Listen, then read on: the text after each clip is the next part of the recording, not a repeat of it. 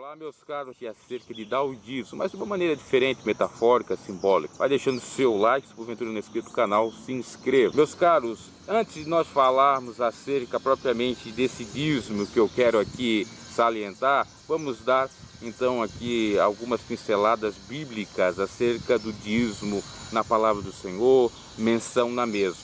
A primeira vez que aparece a palavra dízimo, ou pelo menos que alguém está dando, é aquele fato, aquele episódio quando Abraão, ao receber a bênção do rei de Salém, Melquisedeque, que era sacerdote também, então dá o seu dízimo. Na lei nós vamos ter uma finalidade desse dízimo, um propósito. Deuteronômio 14, 22, 29, você vai encontrar exatamente que a finalidade do dízimo era para ajudar a tribo de Levi, que era, por conseguinte, os familiares de Arão, e sua descendência, né? O estrangeiro, o órfão e a viúva, ou seja, pessoa necessitada. Deus não precisa de dízimo. Em Ageu 2:8 diz que ele é o dono do ouro e da prata. Quem precisa de alguma ajuda, contribuição ou doação é uma pessoa que esteja necessitada, é o necessitado, tá? E a obra do Senhor é exatamente isso, pessoa necessitada, não é uma instituição religiosa, não é uma cúpula, não é esses pastores que aí estão ostentando com dízimo, doações e ofertas do povo, é pessoas necessitadas. Em São Mateus 23, 23, Jesus diz: ai de vós escribas e fariseus, que dizimais tudo, que dá o dízimo da hortelã, do endro, do cominho, mas negligenciam, ou seja, não dão importância ao que é de fato mais relevante na lei, que é a justiça, a misericórdia e a fé. Então não adianta você dar o dízimo ou querer dizer que você cumpre tudo certinho se você não ama o seu próximo como a ti mesmo, como se isso fazer exatamente a ritualística, de acordo com até mesmo o que os fariseus faziam, pudesse garantir salvação ou até bênção. Não é isto. A palavra de Deus, Jesus disse que é necessário ter misericórdia, é necessário ter justiça, é necessário de fato amar o seu próximo. Tanto é que Jesus, certa feita, repreendeu uma praxe, o costume que os anciãos faziam, que era de educar os israelitas para dar o dízimo, que o dízimo era sagrado e que se tivesse alguém da família necessitado não era para dar, porque era para o Senhor, entre aspas. E Jesus repreendeu isso, porque primeiro tem que cumprir o primeiro mandamento, com promessa que é amar não só o seu próximo, mas no sentido de obedecer o pai e a mãe, né? Amar o pai e a mãe, honrar o pai e a mãe, que é o mandamento com promessa. E se o pai e a mãe tivessem necessitado, era para ajudar o pai, independente se aquele dinheiro fosse para o dízimo. O dízimo já poderia ser ajudar o seu próximo, o seu parente. Aliás, a Bíblia chega a nos dizer que se você não se preocupa com a sua família, você é pior que um infiel, já negou a fé. Então, necessário é os seus, em primeiro lugar. No sentido aqui, vamos colocar assim, horizontal. Na vertical é Deus em primeiro lugar. Na horizontal, em primeiro lugar, é o seu próximo, que está mais próximo de você, que é, ou que pode ser a sua família, seu amigo, etc. Ainda temos em Lucas 18, 9, 14, menção também do dízimo, mas que seria ali uma reflexão por intermédio de parábola, né? Jesus citou uma oração de dois homens, um fariseu, o outro republicano, o cobrador de impostos, enquanto o fariseu dizia: não, eu sou santo, eu não sou pecador, eu não sou injusto, eu não sou adúltero, eu não sou terrível, eu jejuo, eu dou o dízimo. O outro se humilhava dizendo: Senhor, pequei contra ti, não sou digno de nada e tal. E Jesus naquela parábola vai nos dar a seguinte lição dessa história, dizendo que aquele que se humilha será exaltado por Deus. Então quem saiu justificado foi exatamente o republicano. Então tudo passa pela humildade, pela justiça, misericórdia e fé, tá? Para de fato agradar ao Senhor, não é o monetário. E por fim ainda nós temos em São Mateus 25, 33, as ovelhas e bodes, né? Os bodes ficarão à esquerda, as ovelhas à direita. E quem vai ficar à esquerda? Aquele que não sacia a fome do necessitado, do pequeno, do Senhor, aquele que não sacia a sede, aquele que não dá hospedagem para o necessitado, para o estrangeiro, aquele que não visita o enfermo, que não visita aquele que está na prisão e não veste aquele que está nu. Exatamente, esses são os bodes. Então, para o Senhor, de fato, a obra o dízimo é ajudar o seu próximo. E aí eu adentro na temática que eu queria falar com vocês, que é dar o dízimo. Você já deu o seu dízimo? O dízimo do dia.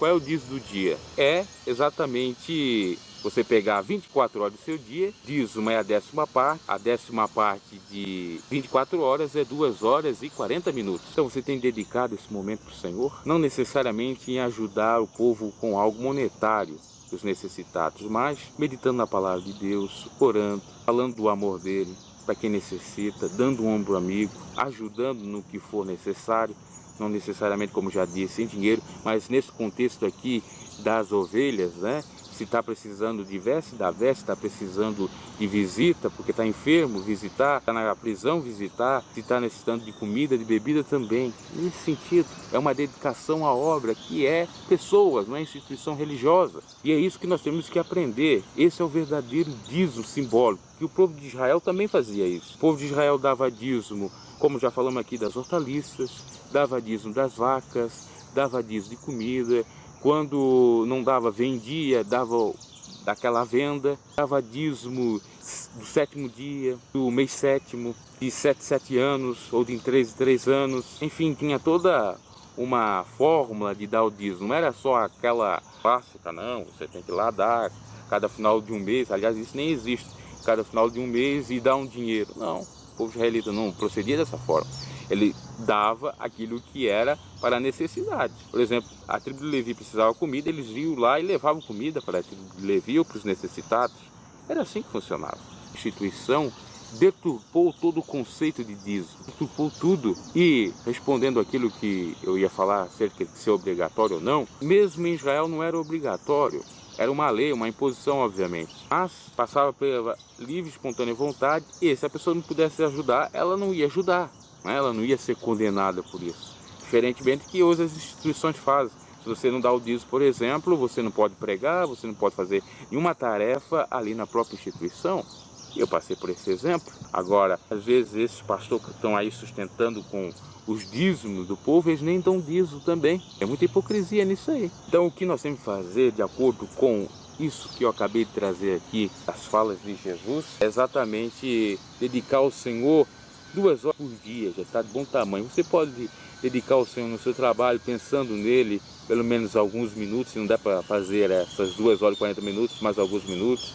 Você pode ir se dedicar ao Senhor, fazendo algumas tarefas que sejam úteis para a obra dele, para os necessitados. Quando você faz algum favor para alguém, você está fazendo a obra do Senhor. Quando você está trabalhando de uma maneira voluntária, por exemplo, para ajudar pessoas com deficiências, trabalhando no hospital, trabalhando de alguma maneira para contribuir para a sociedade, você está trabalhando para o Senhor. Quando é de livre, espontânea vontade, não é para se gabar ou se aparecer diante dos homens ou se autopromover, porque isso é condenado por Jesus ou pela própria palavra dele. Como já disse, Mateus 6,3 fala acerca de nós darmos esmola e que as nossas mãos, né, uma delas não sabe o que deu a outra. Então tem que ter essa política, vamos dizer assim. E assim fazendo, com toda certeza você está agradando o Senhor. Então pense nesse sentido, não fique aí preso às dogmáticas do sistema religioso, reflita acerca. Às vezes eu percebia na própria instituição que eu pertencia, muitos irmãos ficavam abatidos, hoje eu não dei o dízimo, ou esse mês eu não dei o dízimo, não pude dar, eu queria tanto dar para ajudar a obra missionária, evangelística. Ora, se você não pode ajudar a obra missionária evangelística, faça na sua cidade, faça aquilo que você pode fazer. Deus não vai te julgar por aquilo que você não pode fazer. Se você sabe fazer o bem, faça. Se sabe fazer o bem e não faz, peca. Essa é a grande realidade. Então o sistema te ilude muito. Olha, dá. Porque se você não pode fazer obra evangelística, tem gente fazendo lá na África, gente fazendo aqui e acolá. E às vezes é mentira, é para o bolso do pastor, porque geralmente 10, 20 ou quizá 30%, olhe lá, é que vai para o destino, é que vai para as pessoas necessitadas. O restante vai tudo para os marajás aí do sistema religioso, para você perceber. Encerrando, esse é o verdadeiro dízimo para o Senhor, a sua entrega. Assim como você pode se ofertar ao Senhor, assim como você pode apresentar um sacrifício vivo, santo, agradável a Ele, como está lá em Romanos 12:1, que é o seu culto racional, um culto racional ao Senhor, de adoração a Ele, ou de ajudar o próximo, fazendo caridade. É isso aí, meus caros. É o dízimo, é a oferta, é a doação, é o holocausto, é tudo aquilo que se fazia de maneira até cerimonial na lei, você pode fazer agora de uma maneira simbólica e até mesmo com mais efeito, é mais profícuo. Não só o valor simbólico, mas sim algo mais necessário e útil, tem uma certa utilidade, ok? Seu like, se porventura não é inscrito no canal, se inscreva. Estou aqui num local chamado Bosque. Abraço e até a próxima reflexão. O tempo passa e as pessoas também.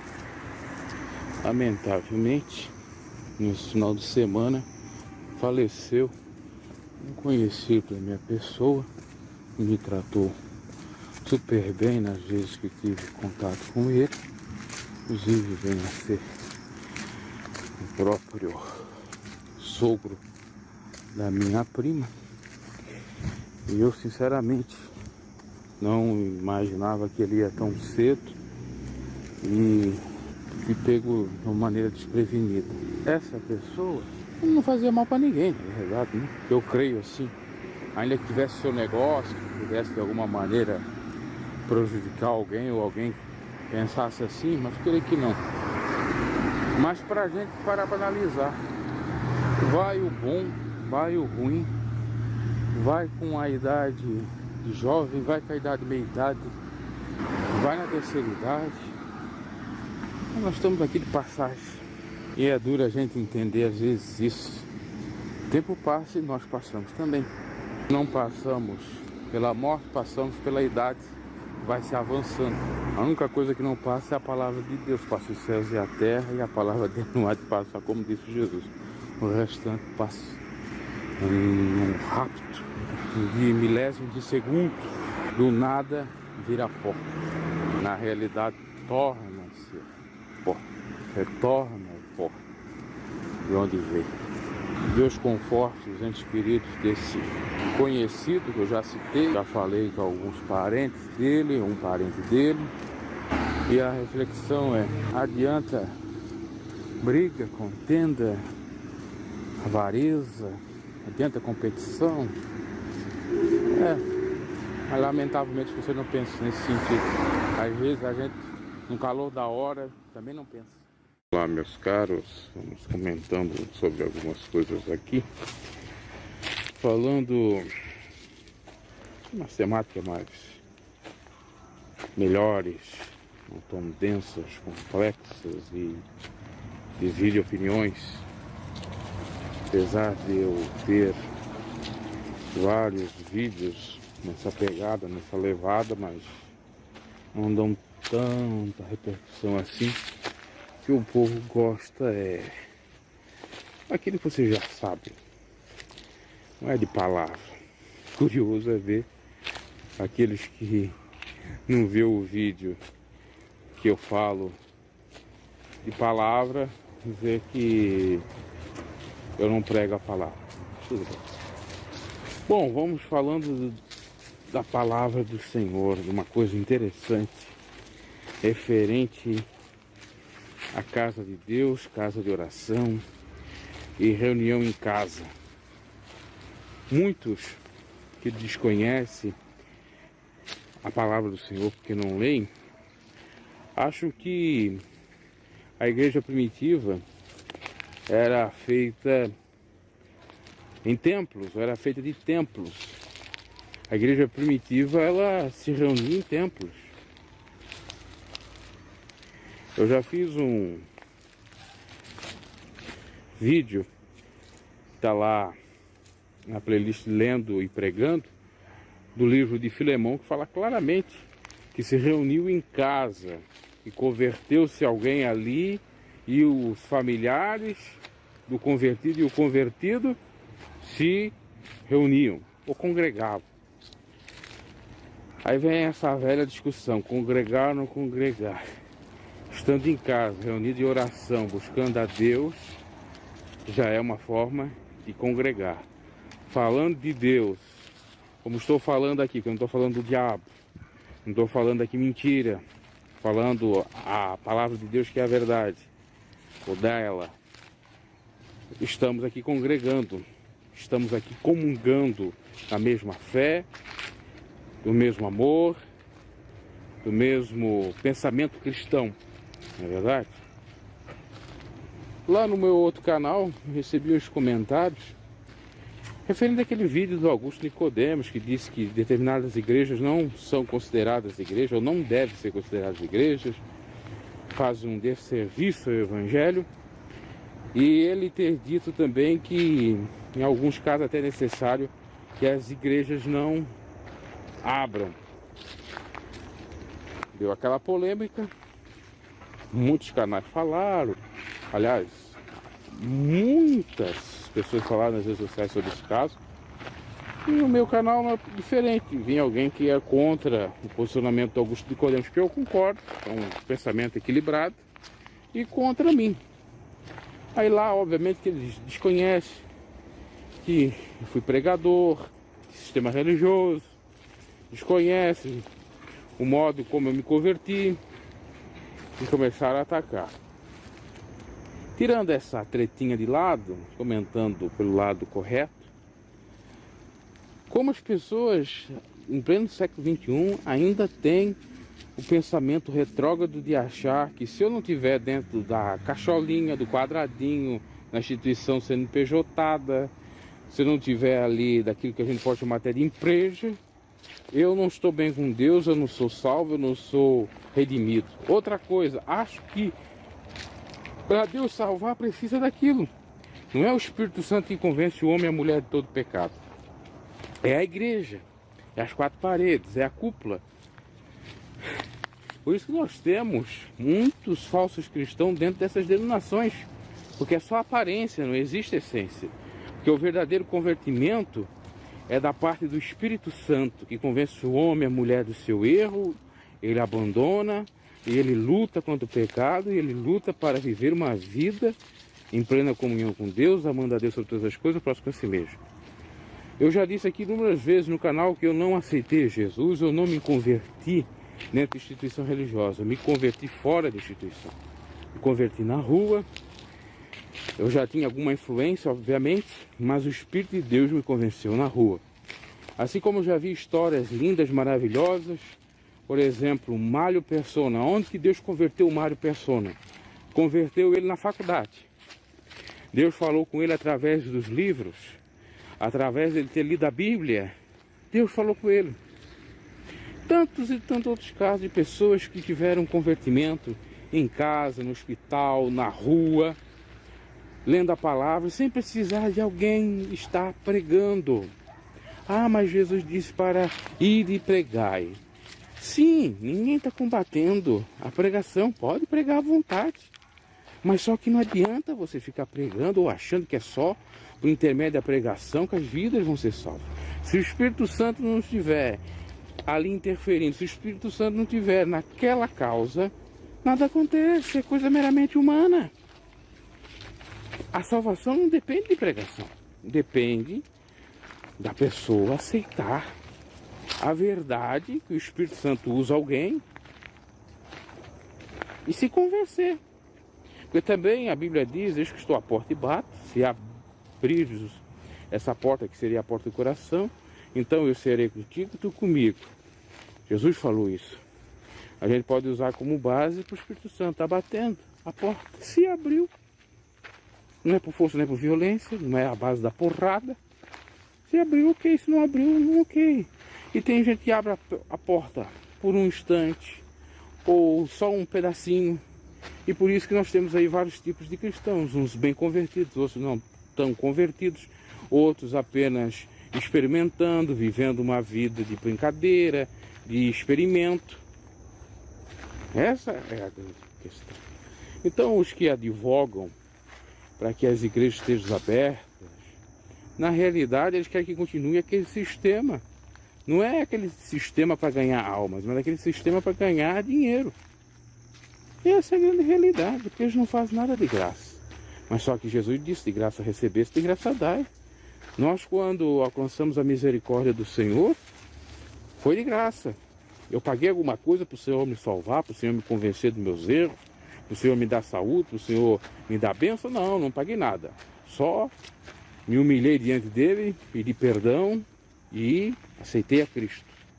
Depois vou vivendo a vida, porque aceitando a Cristo na prática. Como assim? Fazendo aquilo que o Senhor quer. que é obedecer, que fé sem obras é morta. Então fazemos as obras da fé, devemos fazer. Agora, as pessoas não têm muito conhecimento nesse sentido. Aí outros vão dizer, mas cada caso é um caso de gente que se converte na igreja. Sim, não duvido.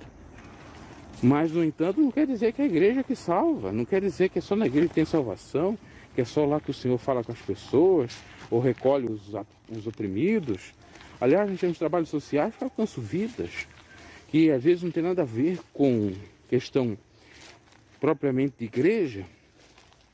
Às vezes são pessoas que amam pregar o evangelho, pregadores itinerantes, e que pregam, não cobram nada, e fazem aquilo em ato de gratidão ao Senhor, por alguma bênção, coisa semelhante, ajudando os pobres necessitados.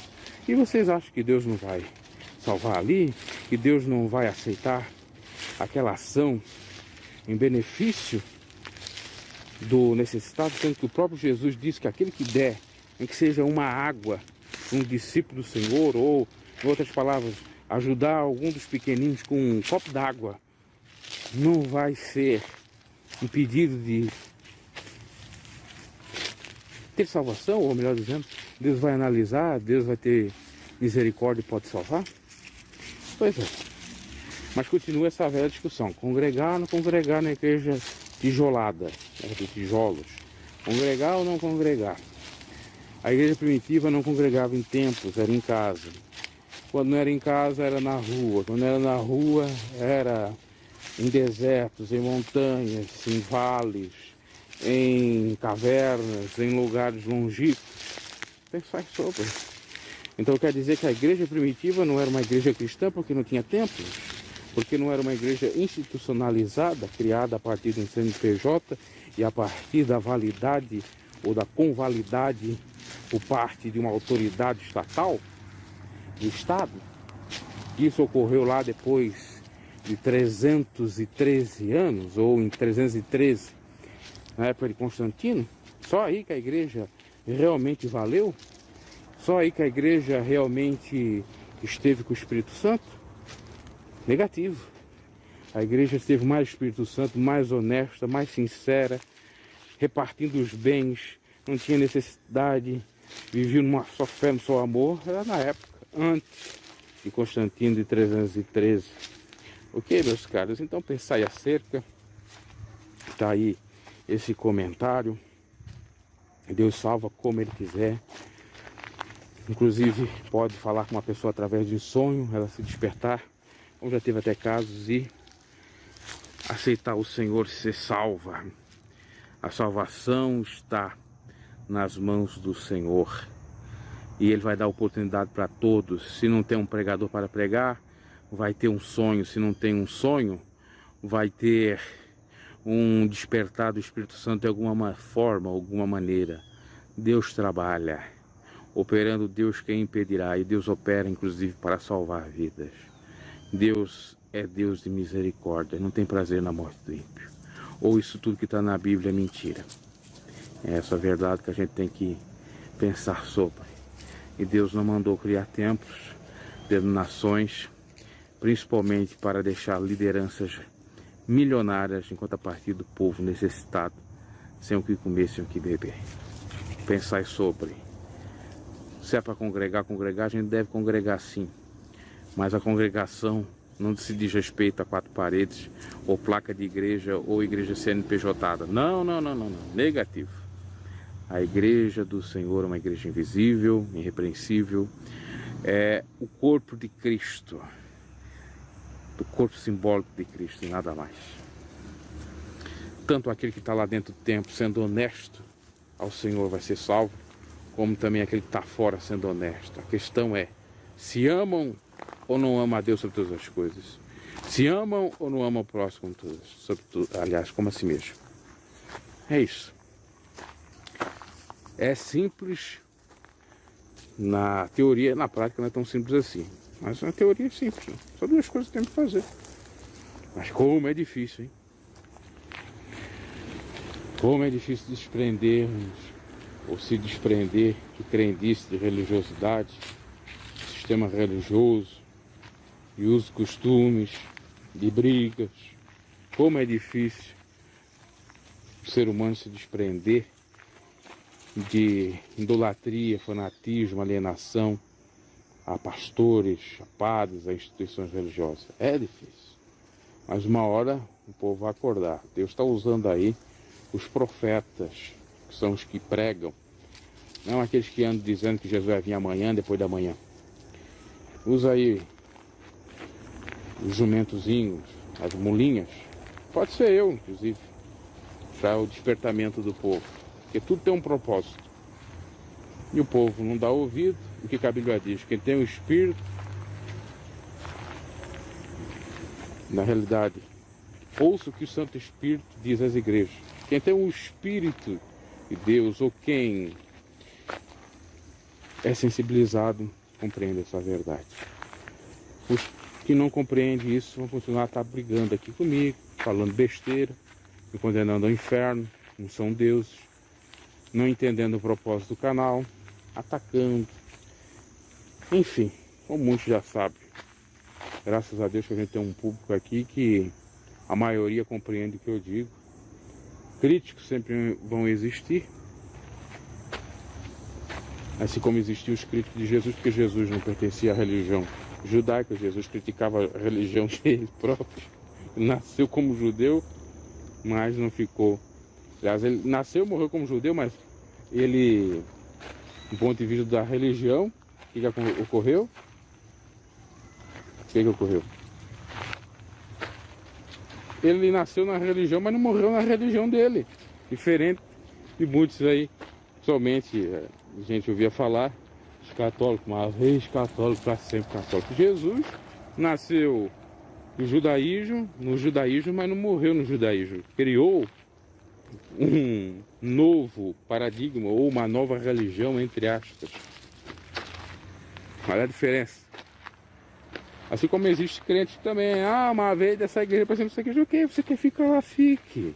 Mas não fique pensando que aquilo lá é a salvação, é Jesus Cristo.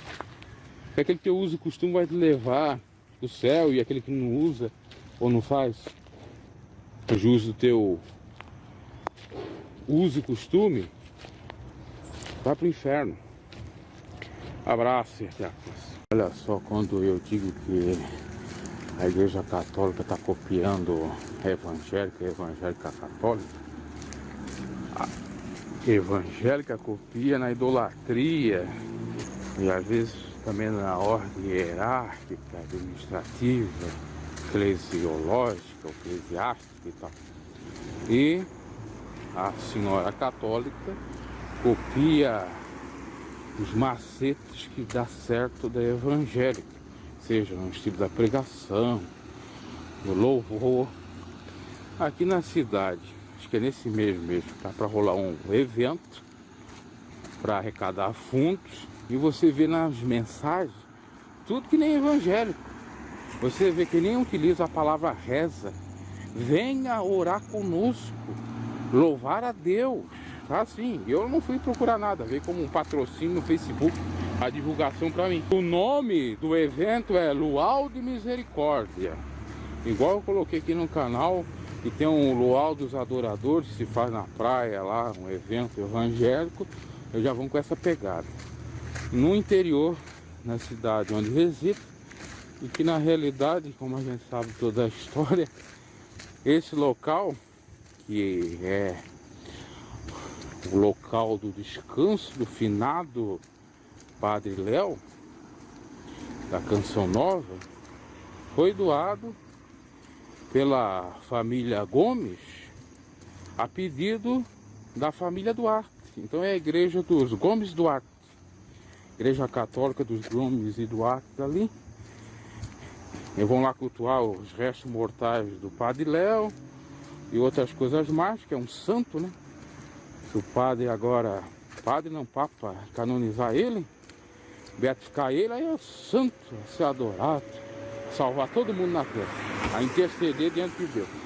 Um pobre pecador igual a mim, tristeza. Bobear, sou mais santo que ele. Mas deixa pra lá, eu não, você, nem vou cair, porque senão eu tô sendo exaltado. Mas deixa pra lá, esses 500, as tolices, com base na Bíblia, tudo uma tolice. Bobear até o próprio Padre Léo não queria ser adorado, se bobear, né? Não sei. Tem alguns casos que eu sei que de famosos ou padres que não querem ser adorados e acabam sendo, lamentavelmente, como existe também de pastores, que o povo tem que adorar o homem, a criatura, mais do que o Criador. O que me chamou a atenção dessa chamativa, o Jovesi, esse evento, aí vem todo mundo, toda a região, o local é bonito, a natureza e tal, foi essa mensagem evangélica. Olha, que a Canção Nova é ligada à igreja católica, o Padre Léo era da igreja católica, então a católica virou evangelicada. Está mais evangelizada do que os próprios evangélicos. Os evangélicos viraram católicos e os católicos viraram evangélicos. Por que isso? Porque quem está organizando esse evento, ou aqueles que fazem algum evento do tipo católico, sabe que os católicos visitam eventos evangélicos, que consomem a indústria evangélica de CTs, de DVTs, agora são altos e tal. Sabe que os católicos frequentam muitas denominações evangélicas, então vamos cativar. E também para chamar os evangélicos aí, porque nós aqui juntos e misturados. Então por isso que não uso mais a linguagem, vem rezar conosco. Para chamar a juventude, que está tudo junto e misturada, tem que ser oração. Já chama os evangélicos e também já está essa palavra acostumada entre os católicos que visitam as igrejas evangélicas. Olha só a apelação. Mas chega um dado momento, meus caros, até é bom, não vou dizer que é ruim. Igreja evangélica e igreja católica vão estar juntas e misturadas definitivamente. Sem mais aquela ojeriza que se tinha no passado. Isso porque vai morrendo os antigos, que é que tinham mais rivalidades, a nova safra que está aí, as novas gerações são de outro jeito, tem uma outra mentalidade, foram ensinadas a respeitar, a frequentar as igrejas evangélicas, a pensar diferente, a respeitar o diferente. E principalmente começou isso quando o padre Marcelo Rossi começou a gravar hinos evangélicos, veio com a sessão dos evangélicos à política. Isso tudo ajudou a eles estar unidos, principalmente agora mesmo com o Bolsonaro, que muitos católicos evangélicos se uniram para eleger Bolsonaro, para defender as pautas e costumes. Então, já não vai ter mais essa diferença. E por incrível que pareça, se bobear, muitos católicos vão estar mais convertidos ao Evangelho de Cristo do que muitos evangélicos. Porque, como eu disse, está havendo a inversão. O católico está virando evangélico na própria igreja católica e o evangélico está virando católico na própria igreja evangélica. O que explica por que os evangélicos são tão apegados à placa de igreja e à idolatria a pastores e lideranças, coisas que outrora se fazia ou ainda se faz na igreja católica com o papa e com o padre. E por outro lado, já vem precisamente desde a década de 70 isso, com aquela renovação carismática. Parece que esse padre Léo também era favorável a isso. A turma católica virando cada vez mais evangélica, com mensagem de alta ajuda, de massagem, e falando nos termos evangélicos e abolindo um pouco da idolatria, dizendo que é veneração, não colocando mais a palavra reza, que é o que comumente eles faziam aos santos, agora é oração, e assim vão conseguindo cativar o público e tudo, no fundo, é para quê? Dinheiro. Para a igreja católica se manter, aqui nós estamos no ginásio, por isso está com esse barulho aí. Para a igreja católica se manter, tem que fazer isso, tem que ceder. Uma tentativa de trazer também, se não definitivamente, mas em parte, a turma que saiu da católica foi para a evangélica. Então tudo é estratégia para manter as instituições que muitas das vezes estão falidas, não necessariamente no sentido financeiro. Muitas delas já estão, mas no sentido espiritual elas têm que ceder. Como muitas igrejas por aí evangélicas que acabaram deixando de pregar o que pregavam no passado para atrair mais fiéis e ganhar mais dinheiro. Então a tônica é essa. Quem diria? Eu jamais pensaria que um dia aqui no interior onde vivo, porque aqui sempre teve esse preconceito dos católicos evangélicos. Até tinha uma historiadora da cidade que fez um hino de São João Batista, a professora Dasca, ela falava num vídeo que os evangélicos estavam crescendo e ela não estava gostando disso. Ou seja, era aquela catolicona mesmo, carola mesmo, nada contra ela, uma pessoa boa, mas ela tinha esse fanatismo. E você ouvindo o que ela falava, cara, que ela já tinha uma certa idade, você percebe como existia o preconceito da geração dela com relação aos evangélicos, que agora já não se tem mais. Pessoal, eu já não digo da minha idade, eu já digo aí, pessoal que nasceu dos anos 2000 para cá, o pessoal milênio que é falado, já cresceu nessa fusão católicos e evangélicos. Nesse sentido até é bom mesmo, para que tanta desunião, briga, contenda, porque eu sou católico, eu sou evangélico, antes de coisa, nós temos que ser de Jesus Cristo. Católica não salva, a igreja evangélica não salva. Na realidade, o que se vê aí, a picuinha é por dinheiro, poder e fama, nada mais do que isso. Mas, do outro lado, a gente vê que eles são desesperados por dinheiro, hábitos, por trazer novos fiéis e acabam mudando os termos tradicionais, as falas tradicionais, as missas tradicionais, as homilias, para cativar esse novo público, esse novo segmento. Inclusive eu me lembro que no passado se tinha crítica, já no início dos anos 2000 isso começou a acontecer, dos padres que não usavam batina, para muitos isso era o fim do mundo. A católica está mudando e já teve muita divisão na igreja católica também por conta dessas mudanças na liturgia. Já vem há muito tempo, então são esses fenômenos que vão acontecendo, as mudanças, e vamos ver até onde que vai. Pena que as mudanças são motivadas por dinheiro, por captação de fiéis, e não necessariamente por amor e por respeito ao próximo, e principalmente amor a Deus. É isso, abraço e até a próxima. Caminhando e pensando sobre revolta, fúria da natureza.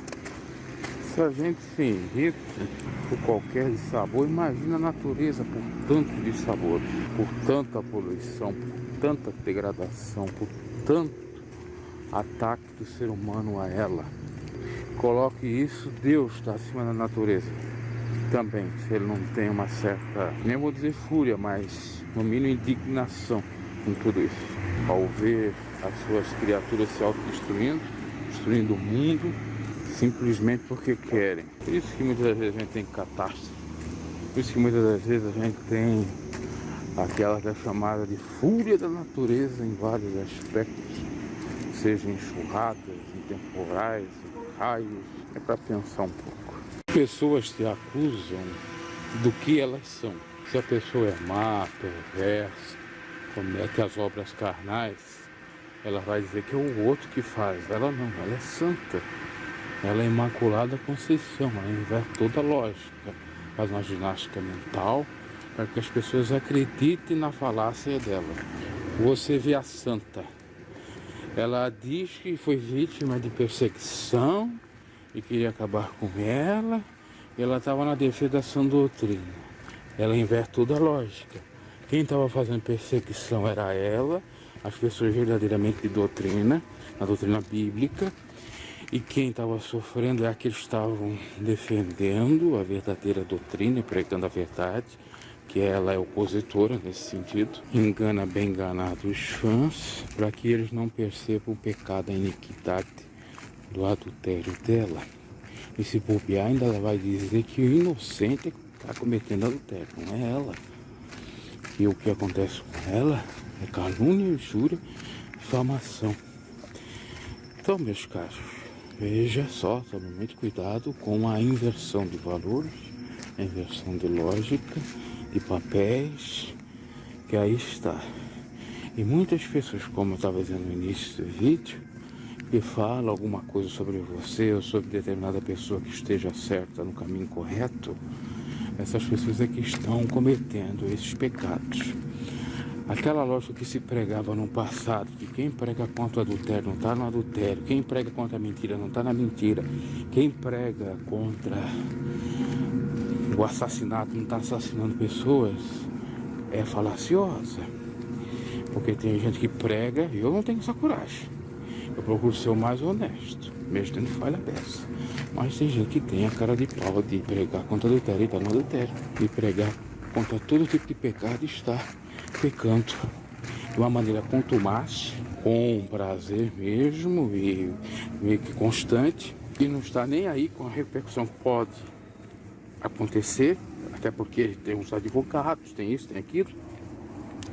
E muito menos, que é o pior, a pessoa não está nem aí para aquilo que Deus está vendo, as hipocrisias que ela está cometendo. É muito lamentável. E um dos mecanismos de defesa é exatamente contra-argumentar ou falar aquilo que ela é para os outros. Por exemplo, eu sou um mentiroso. Eu vou dizer que o mentiroso é o outro. O falso profeta é o outro. Eu sou um avarento. Eu vou dizer que o avarento é o outro. Pode ser até meu parente, pode ser até meu amigo, mas eu não sou. Ainda que eu esconda muita coisa que eu tenho. Essa é a lógica. Eu vou dizer assim: ajuntei estes tesouros nos céus e não na terra. Eu vou lá, junto, em nome de não ajuntar na terra tesouros na terra. É uma hipocrisia danada. Tá, aí vamos comentando rapidamente sobre o caso Dani Alves. Daniel Alves. Ele está preso na Espanha, acusado de estupro. De uma moça de 20 e poucos anos. Camarada que tem 39, praticamente 40, tem filhos, casado. Foi para uma balada no final de ano de 2022. Finalzinho do mês de dezembro, 28, 29 por aí, 30. E lá forçou a moça a copular com ele. E ela dizia não, e ele continuava. A alegação dele é que ele entendeu mal. O não que ela estava dizendo era no sentido de não parar, de forunçar. Acontece, para você ter uma ideia, que no começo ele negou que tinha feito, agora está admitindo e dando uma outra versão dos fatos. Tudo aponta que seja verdade, até porque a moça nem quer dinheiro, ela tinha direito a pedir uma indenização e nem quer, só quer que ele pague nas grades, tem que pagar mesmo.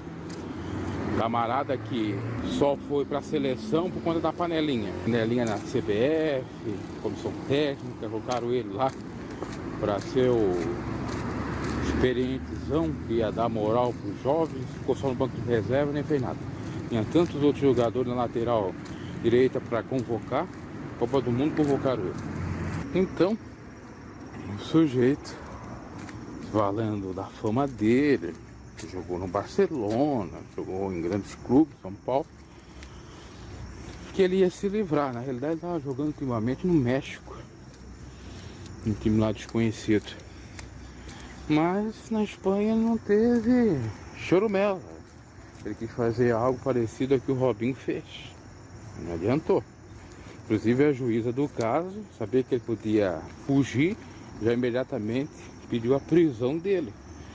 Porque se ele vai para o Brasil, no Brasil ele não pode ser preso, não pode ser extraditado, tem aquele processo longo que estão fazendo aí com o Robinho.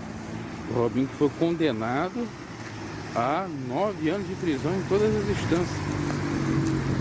O Robinho não é nenhuma mentira. Uma mentira que ele fez o que fez lá com o rapaz. O outro também, casado com o filho de Jesus. Esse também falava de Jesus. É nisso que eu quero comentar.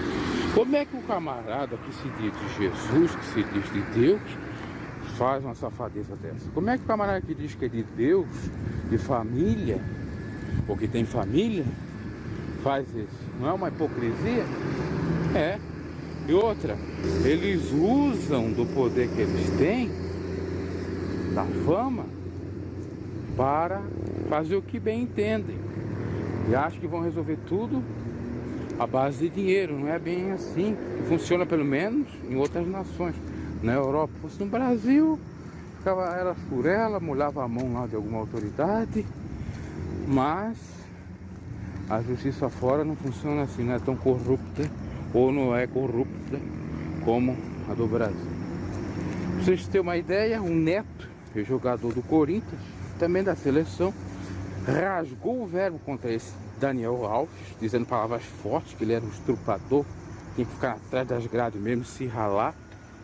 Olha, eu, tirando essa parte que ele acusa, porque ainda o Daniel não foi sentenciado, nós temos o princípio da presunção de inocência, que a pessoa só pode ser, de fato, apontada como criminosa quando se esgotar todos os recursos, for julgada mesmo e tiver uma sentença transitada em julgado, que é o caso do Robinho, que já se tem, e ele se escapou exatamente por estar no Brasil, mas no caso do Daniel Alves ainda não se tem, mas tudo indica que ele vai ser. E o Neto, o primeiro da mídia aí, o primeiro a ter coragem, falou umas verdades que os amiguinhos não falam. É isso mesmo, porque se fosse qualquer um de nós, pobres, mortais, já tinham sido inchados em praça pública, já estavam mortos atrás das grades. Por exemplo, aqui nessa cidade onde eu estou gravando, eu me recordo, não sei se foi final dos anos 90, início dos anos 2000, acho que foi no início dos anos 2000, bem perto da minha casa. Da minha casa não, na casa dos meus avós, na época dos meus avós. Aconteceu um fato, numa madrugada, um camarada acabou cometendo uma tentativa de estupro, até mesmo um estupro, com uma moça. A gente até conhecia, tanto o pai dela como a mãe dela. Ela não conhecia muito bem, mas o pai dela foi até treinador de futebol na escolinha municipal onde eu participava, e foi também professor de educação física meu. Então, olha o que ocorreu. O camarada pobre, fudido e tal, souberam que era ele, pegaram ele, digamos, hoje, ontem ele apareceu morto na cadeia. Foi mais ou menos assim que aconteceu. Eu não me lembro se foi 1, 2 dias, eu sei que logo apareceu morto na cadeia. Esse é o pobre, esse é o cenário do pobre. Agora, se fosse o Daniel Alves fazer aquilo que esse sujeito fez nessa moça, vocês acham que ia acontecer isso? Não ia. Primeiro que dificilmente ele ia ficar nas grades. Ele ia dizer, não, era que quis, nós que queríamos junto, foi consentido, aquela coisa toda. É assim que funciona. Mas, contudo, todavia, fora desse país, do Brasil, não é bem assim que funciona. E no Brasil, se gosta muito de falar do pobre, mas tem que falar do rico, bandido, safado, sem vergonha também, que existe. Existe pobre, sem vergonha, mas também existe pobre do bem, pobre lutador, trabalhador, que honra a sua família, como tem ricos assim. Agora a gente não pode, por conta de questão socioeconômica, criticar um e não criticar outro. Tem que criticar todos. O Robinho foi condenado a estuprador na Itália, estuprador no Brasil, como disse o Neto. Bem como esse, se for condenado, tudo aponta que vai ser na Espanha, é aqui também. E não podemos passar o pano por esse sujeito. Até porque poderia ser uma parente nossa, uma filha, uma mãe, uma irmã, pudesse ser vítima. No Brasil tem muita inversão de valores. Diferente daquele caso lá do Neymar, que a moça veio do Brasil, foi atrás dele e armou lá. Do Neymar um outro 500. Agora, nesse caso, o camarada foi para uma balada e forçou a moça a copular com ele. E tanto é verdade que a moça não quer nem R$1 dele. Só que é justiça, diferente da outra que queria dinheiro, que era avarenta. Tá bom, mesmo? Eu só fico pensando o seguinte: como é que essa gente tem a cara de pau de dizer que é cristã? E 2, como que esse povo é hipócrita? O povo, seja fanático ou não fanático, que sempre vai criticar o pobre, e o rico não faz nada. Quem errou, errou. Seja pobre ou rico, tem que pagar por aquilo que fez. Bem como, se a pessoa honesta, seja pobre, seja rico, ela deve ser acolhida, deve ser respeitada como pessoa do bem. É essa configuração. Okay? Gostei muito do comentário do Neto, tirando um pouco dos excessos dele. Se nós tivéssemos pessoas assim, lutando contra essas hipocrisias que existem. Do Neymar fizeram um 3 de pilha, né? Porque o Neymar era bolsonarista e no fundo não era nada, tudo apontava que não era aquilo que dizia, da moça que armou lá. Ou ele pagou ela pra ficar quieta, também tem isso, mas também, quando não quer, Deus não faz. Se ela não quisesse, ela não ia atrás dele. Diferente desse caso aí, que o Daniel Foi numa balada na Espanha, a mulher não era brasileira.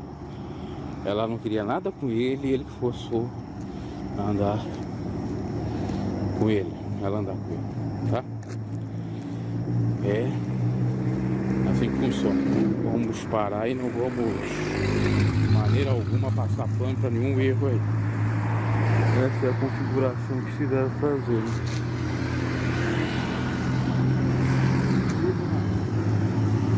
Porque do contrário vai se lascando tudo, né? Passou aí um carro da polícia aqui. A gente tá gravando o que é. Vocês estão pensando que eu tô vendendo droga, é? Só se vocês estão vendendo droga. Me cortou aqui na frente, eu não gostei muito disso aí não. Sei que eles estão fazendo alguma vistoria aí pra frente. Mas deixa pra lá. Às vezes a gente tá gravando no mar, acho que a gente tá escondendo coisa. Outra coisa que você dita, que o rico, ele pode estar fazendo já que o pobre não pode fazer. Eu digo assim, coisas que para o rico não é crime, o pobre é. E às vezes o que o pobre está fazendo não é nenhum crime. E o que o rico está fazendo é crime. Isso que eu não gosto, né, que acontece aí nas justiças brasileiras, mundo perfeito de Deus. Mas parece que não era nada não, deve ser um cagaço que eu tava andando do outro lado, fica aquele carro atrás de mim. Ele pra lá e deve estar fazendo alguma vistoria lá. O Paulo Sérgio estava até nesse programa do Neto, que ele criticou o Daniel Alves. O Paulo Sérgio é cristão, é tetracampeão da seleção brasileira, em 1994, estava naquela seleção. E ele faz um trabalho interessante de acolhimento às pessoas. Ele estava dizendo como existe uma panelinha lá. Só para você ver como a panelinha é um problema, um grupinho. Se ele tem uma amizade com o outro, ninguém critica. 2, tira às vezes o lugar do que é um bom jogador, como parecia ser o que o Neto e o Paulo Sérgio estavam citando, poderiam ir para a seleção. É complicada essa situação toda. Bem como muitas coisas que eu já falei em canais aí, referente a essas safadezas que se fazem no futebol, que existe muita corrupção no futebol, por dinheiro e por sexo. Só Deus é que sabe. Aos poucos tudo vai sendo descoberto, seja por mal, seja por bem, seja para verdade, seja para mentira, seja algo para esclarecer os fatos, ou seja algo para deixar as pessoas estarrecidas, atônitas. Sim, eu vou contar uma pequena história que ocorreu comigo e eu vou fazer um paralelo, um comparativo com as coisas que estão sucedendo aí das revelações dos santos homens de Zeus e das santas mulheres de Zeus. Certa feita, criaram uma falácia da minha pessoa. Isso eu estava fora do YouTube, nem ainda conhecido, nem nada. Mas criaram lá um perfil do Bruno, não nas redes sociais, mas na vida mesmo, que o Bruno tivesse uma vida boa, e chamaram, página de vocês, de playboyzinho, por um canalha que é playboy, que ganhou tudo do pai dele. Complicado. Como estava falando no outro vídeo, eles te acusam daquilo que eles são. Então o camarada me chamando de playboyzinho, e que eu tinha uma vida boa dos deuses. Por quê? Nessa cidade aqui onde eu resido, tive parentes por parte de pai que foram políticos, famosos, apesar de até alguns deles eu nem ter conhecido, pelo fato que morreram antes de eu nascer. E meu pai, quando esteve com a minha mãe, esteve presente, foi 1 ano, 2 anos, e depois esporadicamente via ele. Então criaram esse personagem aí. Vocês acreditam que o que vinha de gente atrás de mim, pedir dinheiro, mulher interesseira atrás, não, eu vou segurar aqui a minha vida, né? Fazer a minha vida, pegar um filhinho de papai aqui. Isso inclusive já acontecia dentro da igreja, porque teve uma irmã lá que conhecia meu pai, já até falecida. Eu não tenho nada contra ela, eu gostava até dela, mas ela era muito faladeira. e falava umas coisas que não tinha pé nem cabeça. E ficou lá dizendo que eu ia ganhar uma herança gorda do pai, eu não sei o que ela dizia lá, com a poupança, sei lá, inventava umas coisas lá. E a jovem tudo assim, né? Já vindo tudo atrás da gente, era uma perseguição. Por isso que eu, além de sofrer por conta eu não querer me prostituir dentro da igreja, ainda tinha isso. E eles vinham com a peste, então tu não gosta de mulher. Eu não tinha uma condição financeira boa e estava na igreja para adorar a Deus e não para estar buscando mulher. Então eu tinha essa perseguição. Quando eu saio, piora. Por outro lado, somente que eu vou para outros grupos sociais e começa a falar cada vez mais, principalmente até quando me perguntam para mim se eu era parente do fulano, parente do ciclano, se eu sou, eu vou mentir. E é verdade, legalmente eu sou, biologicamente eu sou, só que afetivamente eu não sou, não tenho contato. Assim como tem muitos hipócritas que têm sobrenome na cidade, inclusive, que me atacavam, que também tinham grandes nomes na política e ele vinha falar de mim. Não ele que tinha que ser falado, enfim. E criou-se então essa fake news a meu respeito. Eu era o cara da vida boa, tinha tudo, ganhava tudo do papai. Nem sabia eles o que eu passava. O pai que pagava a faculdade na época, não era a bolsa que eu ganhava no ProUni. E tanta mentira. Vivia de favor num determinado local, disseram que aquele local, aquele AP, que era um apertamento. Nem AP era, um apertamento da minha casa, minha vida, de um parente. Graças, tá, me ajudou, tudo bem, mas não era lá aquelas coisas. Disseram que era meu, aí tive que comprovar que não era, aquela coisa toda. Até que foram descobrindo, e eu dizendo, eles achavam que eu estava mentindo. Tipo aquele rico que quer dizer que não é rico, eles achavam que eu era desses. Aí descobri que eu era nada e começaram a se afastar de mim. E eu disse, graças a Deus que essa gente interesseira do inferno se afastou de mim. Eu não quero papo com ele em lugar nenhum, né? E eu fiquei até mais tranquilizado. Você tem que entender que a pior coisa que existe é você ter amigos interesseiros. Que não te amam, que não gostam de ti, só estão atrás de ti por conta do teu dinheiro. Assim como mulher, qualquer coisa. É muito terrível. Então, algo parecido a isso aconteceu agora com as revelações que estão vindo, já vieram de algum tempo, sobre o Santo Homem de Deus ter apartamento em Miami, que aquela fala que ele andava por lá curtindo praia de bobear de sunga, de bermuda, pode ser verdade. Porque querendo ou não, uma hora a verdade aparece, assim como a fake news que eles criaram a meu respeito caiu por terra, a verdade sobre o homem, ou a fake news também que criaram dele, pode dizer que é um santo homem de Deus, vai caindo por terra também. E a riqueza dele foi revelada.